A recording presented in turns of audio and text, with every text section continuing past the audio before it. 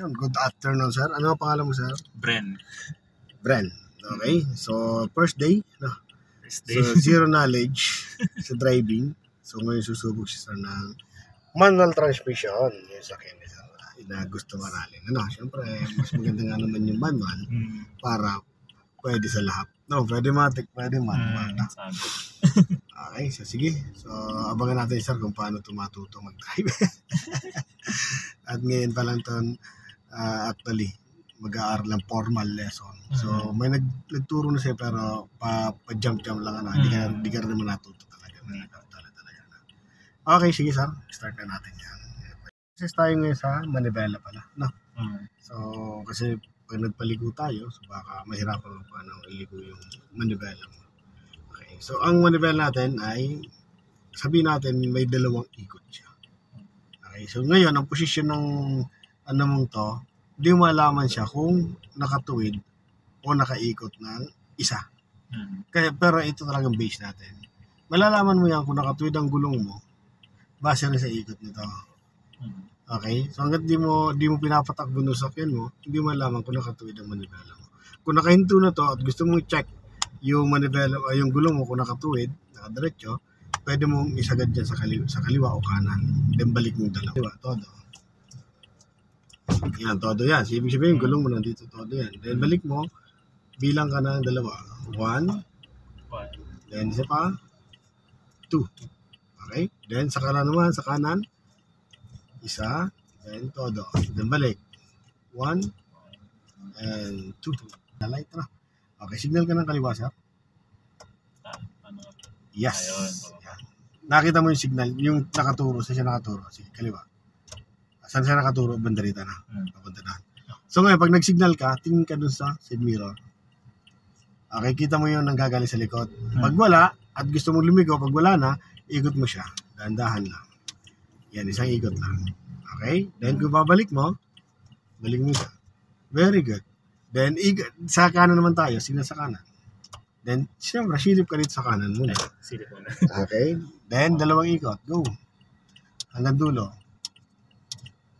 Then, balik. 1 and 2. Okay? So, bakit napansin mo parang ang pag-ikot natin sa kaliwa, isa lang. Sa mga kantuhan kasi, kalimitan, ang ikot ng manibela, laging isang ikot lang.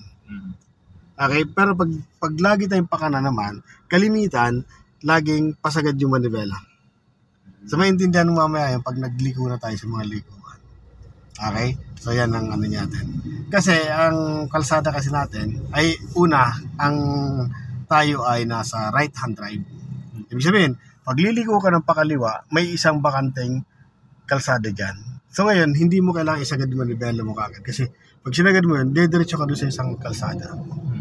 Okay? Samantalang kung dito kasi, papunta ka sa kanan, yung kalsada mahate at sa dalawa, dito ka kagad sa pinakasagad. Kaya kalimitan, sagad ng manibela na ka mo.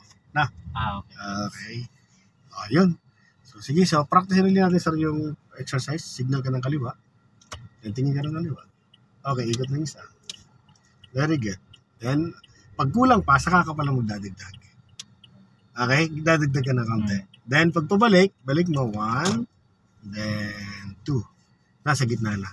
Nandito na mata mo na. Then, signal sa kanan. Tingin dito. Ikot mo ng isa. Then, kailangan pa at kulang sa sabi ito, todo mo. Todo. Then, bago dumiretso, balik. 1, then 2. Ayan yung diretso niyan. Okay? So, sige. So, magpatakbo na tayo ng sasakyan. Okay, so paano naman patakbin itong sasakyan? So, dito na tayo. Una, napaandar mo na makina mo, di ba? So, apakan mo na ngayon yung brake. Then, syempre, ibaba mo itong handbrake. Very good. Then, para tumakbo yan, ilagay mo sa first gear. Bago yung first gear yan, syempre. Sorry. Okay. So, papraktisin mo natin yung clutch biting muna tayo, ha? At tanggalin yung brake mo muna. Okay, go. Yan. Then, itaas mo yung clutch mo. Pag tumakbo, doon na lang yung paa mo. Yan, nag-react na siya. O, dyan muna ang paa mo. Bilang ka. 1, 2, 3, 4, 5. At tanggal ang clutch. So, hindi na mamamatay makina mo yan. Okay? So, sabi ko nga sa'yo kanina, na yung takbo niyan ay up to 10 km per hour lang. So hanggat di ka naapak ng gas, ganyan lang yung ano niyan, ang takbo talaga niyan. At pag pataas yan, possible mamatay siya kasi kukulangin yung power na niyan. Kaya magdadagdag ka ng gas. Okay, so ngayon, apak ka ng konting gas. Yan, nagdadagdag siya. Ano? So ngayon, aralin mo natin first gear lang ha. Wala muna tayo mag second gear. Pag lumagpas sa 20, tanggalin mo ang gas mo. Tanggalin mo ang gas mo. Okay, yung pa mo dun sa gas lang. Yan. Okay, apak ulit ng gas.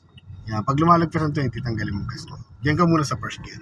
Aralin mo natin kasi yung stop and go ng first gear. No? Okay, dito tayo. So, apak ng gas konti. Okay, pag mag-i-stop ka at ang gear mo ay nasa first gear, mas maganda yun, unahin mo ng clutch mo. Tanggal ang gas. Lubog ang clutch. Okay, then, konting brake lang. Ipatong mo pa ako sa brake, yan din mo konting brake. Hanggang sa stop. Ganun lang pag-stop. Ano, huwag mong bibiglain ang brake. Napakan. Ngayon, ang paa mo, napansin ko, nasa sahig. Oo nga. Ang paa natin, kung wala yan sa brake, kailangan nasa gas. Kailangan lagi naka-ready yan. Halimbawa, nasa brake lang siya at di mo kailangan gamitin ng gas, pwedeng nakapatong lang yung paa mo sa brake. Pero hindi nakadiin. Ano? Okay? So, sige. So, patong paa mo lang sa brake muna. Then, nakadiin, magdidiinan. Then, i-ano mo siya, angat mo yung clutch para tumakbo. Yun, di bilang. 1, 2, 3, 4, 5. Then tanggal. Then gas. O, yung sa clutch naman, ganun din. Ipatong mo lang yung paa mo sa clutch. Pero hindi siya nakadiin. Naka-ready siya lagi. No? Okay. So, pa-stopin natin ng stop. Lubog yung clutch. Then, sagad ang clutch ha. Then, napak ng konting brake para uminto. Okay. So, patatakbuhin natin. Tanggalin yung brake muna. Then, angat ang clutch. Hanggang sa tumakbo. Sorry. Sa mali doon. Ano? So, ang nangyari doon, pag sabi angat ang clutch, Nabigla. nabigla lang. Pandarin mo yan. Neutral muna to. Pandarin mo akin mo. Sagad ang clutch. Okay. So, pag inangat natin ng clutch, huwag nang biglayin siya. Kailangan hanggang doon sa kagad lang. Ano?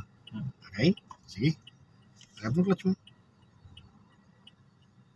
Di pa naka, naka-neutral ka pa eh. Oo nga pala. Nakakalimutan. Okay? Angat mo clutch mo. Yes, tumakbo lang ha. Pag tumakbo na yan, ayan, suportahan mo na siya ng gas.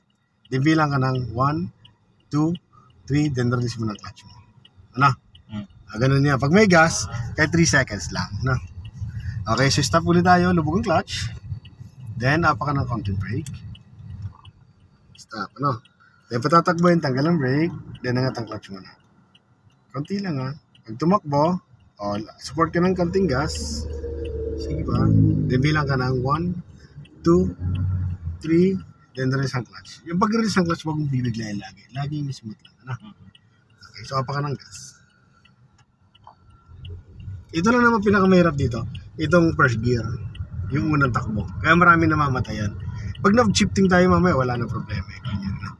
Okay, lubog ang clutch. Apak ang brake. Stop. Okay, then go tayo. Tanggal ang brake. Pagatin muna siya. Pagat muna. Yan, then konting gas. Pag kumagat na siya, suportahan mo siya ng konting gas. Pag ayaw pa rin tumakbo, angat ka pa ng konting clutch para maganda yung takbo niya. Then bilang ka 1, 2, 3 lang. No? Okay, 1, 2, 3, release. No? Okay, so diretso muna tayo ha. Ngayon naman, tuturuan naman kita ng shifting. Okay, ang shifting kasi ginagawa yan kasi bumibilis at bumabagal yung sakyan mo. Okay? So nakita mo yan, may speedometer, 20, 40, 60, 80, up to 220 yan. Tapos meron din dito ang gear, 1, 2, 3, 4, 5. No? Except reverse, syempre pag-atras yan. So ngayon, ang first gear battery ito, first gear, naka-first gear tayo ngayon kasi ang bahay niya 0 to 20. Ngayon, pag lumagpas ng 20 yan, kailangan mag-shift ng gear. Paano yung proseso ng pag-shift ng gear? Ganito ginagawa yan. Okay? Pag nakita mo siya, lumalagpas sa 20, unti-unti, ang kamay mo, dito mo nalilipat. Pag lumagpas ang speed mo sa 20, ang una mong tatanggalin din yung gas. Okay? Kasi ilulubog mo yung clutch. Mas kasi na nilubog mo yung clutch mo, may gas ka, aangal yan, no? Okay, kaya nito, lagpas ang 20. Tanggalin mo yung gas mo. Nilubog yung clutch, then pasok mo to, second gear. Then pagkapasok mo itong second gear, yan, release mo yung clutch mo. Then gas ka ulit, no? Ganun lang yung shifting. Ganun lang yung shifting yan. Paulit-ulit lang yan. Paulit-ulit. Tatanggalin mo na yung gas, ilulubog ang clutch, pasok ang cambio, then release ang clutch, then gas. Okay? So, gawin nila natin sa third gear. So, gagawin mo lang, magta-third gear lang tayo kung pumalo na lumagpas na sa 40. Okay? So, lagpas sa 40. O, pag lalagpas na, dito mo na kagad ang kamay mo. Then, tanggal ang gas, lubog ang clutch, then pasok ang gear. 1, 2, then release ang clutch, then gas ka ulit. No? Okay? So, ganun lang. So, paulit-ulit na sabi ko siya, paulit-ulit mo lang gagawin yan. O, pag so, yung clutch mo yan, di mo dapat nakaapak sa clutch. Kumbaga nakapatong lang doon. Pero wag mong didiinan yung clutch. Okay.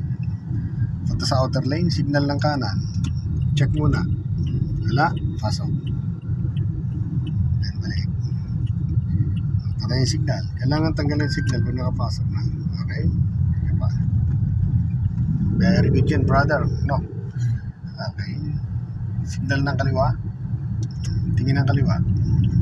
Check, wala. Pasok. So, biglayin yung pasok na lang. Good. Signal ka ng kanan. Tingin sa kanan. Wala. Pasok. Okay. Signal ng kaliwa. Tingin sa kaliwa. Wala. Pasok. Okay, yan. Yan ang routine. Para masanay ka sa pag-change ng lane. Yan ang kaya nakasignal siya ng kaliwa. Ibig sabihin, pupuntang kaliwa yan. So, dito ka agad. Stop ka na. No choice. Okay, go.